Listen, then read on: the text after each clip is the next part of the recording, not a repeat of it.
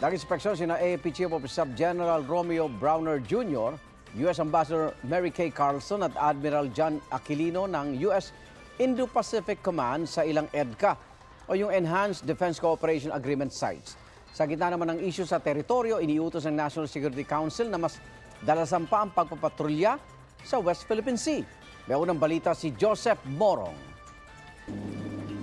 Araw-gabi tanaw ang mga umaaligid na barko ng milisya at Coast Guard ng China sa Pag-asa Island, isa sa 9 na lugar sa Kalayaan Island Group na okupado ng Pilipinas. Sa himpapawid, kita ang China Coast Guard vessels na nakaharang sa 3 case sa West Philippine Sea.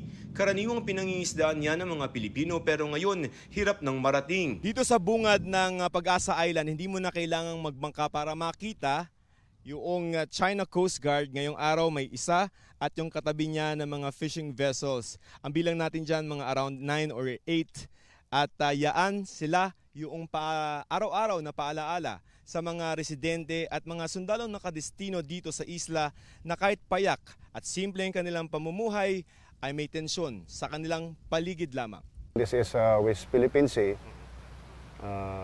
I can say that this is a sensitive post. Kasama sa Kalayaan Island sa Union Shoal kung saan nakabantay ang mga tropa natin sa nakasadsad na BRP Sierra Madre. Pero kung doon kaagapay ang Philippine Coast Guard sa resupply mission Payungin, ang mga mangingisda sa Masinloc, Zambales bilang lamang daw sa mga daliri kung may patrol vessel tayo sa Scarborough Shoal o Bajo de Masinloc, pantapat sana sa walang humpay na pagbabantay ng China. Kami lang, mga Pinoy doon, mga kapwa yung mangingisda. Wala po kami ibang matatakbuhan doon. So, ang totoo, wala naman po talagang umi-escort sa ating mga mangingisda pagka nagagawi po sila ng Scarborough Shoal. Kaya utos si National Security Advisor at National Task Force for the West Philippine Sea Head Eduardo Año, dalasan ng AFP Northern Luzon Command at Coast Guard ang Maritime Patrol sa West Philippine Sea kasama ang Bajo de Masinloc. Kabilang daw sa prioridad ng Maritime Patrols ang Scarborough Shoal o Bajo de Masinloc at ang Philippine Rise na nasa hilagang silangan ng Luzon. Maganda yan dahil may lakas ng loob na yung mga mangisda, makakalapit sila doon. Kasi parang may umaalalay sa kanila. Bago naman ang meeting ng Mutual Defensive Board Security Engagement Board ngayong Huwebes, September 14 sa Camp Aguinaldo, nag-inspeksyon si AFP Chief of Staff General Romeo Browner Jr., U.S. Ambassador Mary Kay Carlson at Admiral John Aquilino ng U.S. Indo-Pacific Command sa Lalo Airport at Naval Base Camilo Ocias sa Cagayan at Basa Air Base sa Pampanga. Napawang mga site ng EDCA o Enhanced Defense Cooperation Agreement. Bahagi raw ito ng patuloy na pagtutulungan ng Pilipinas at Amerika sa depensa, seguridad sa rehiyon at disaster response. Ika nga ni Defense Secretary Gibo Teodoro sa pagdinig ng Commission on Appointments na nag-aproba sa kanyang pagtatalaga, kailangan talagang gamitan ng politika at diplomasya ang gusto sa West Philippine Sea. Pero anya, dehado tayo kung wala raw strong spinal cord o gulugod ang diplomasya.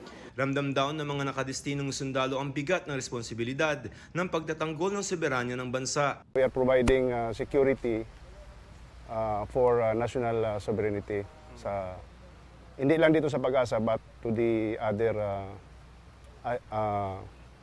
Philippine-held features. Sa Pag-asa, ang mga sundalo nagsusumikap daw mamuhay ng normal. Sa iba't ibang lugar sa isla, nagkalat ang mga bakas ng kanilang paglilingkod.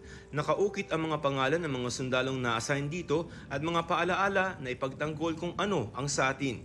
Napakasarap kasi sa pakiramdam na ganun po, na may ambag ka sa bayan natin. Ito ang unang balita, Joseph Morong para sa GMA Integrated News. Igan, mauna ka sa mga balita. Mag-subscribe sa GMA Integrated News sa YouTube. Sa mga kapuso abroad, subaybayan nyo kami sa GMA Pinoy TV at sa www.gmanews.tv.